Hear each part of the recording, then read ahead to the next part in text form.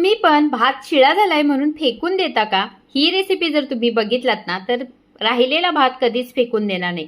तर इथे मिक्सरच्या भांड्यामध्ये राहिलेला भात घेतला आणि थोडंसं पाणी घालून त्याची पेस्ट करून घेतली. आता उकडलेले 2 बटाटे सुद्धा मी सेम मिक्सरच्या भांड्यामध्ये घातले आणि त्याच्यात सुद्धा थोडंसं पाणी घालून त्याची सुद्धा पेस्ट करून घेतली.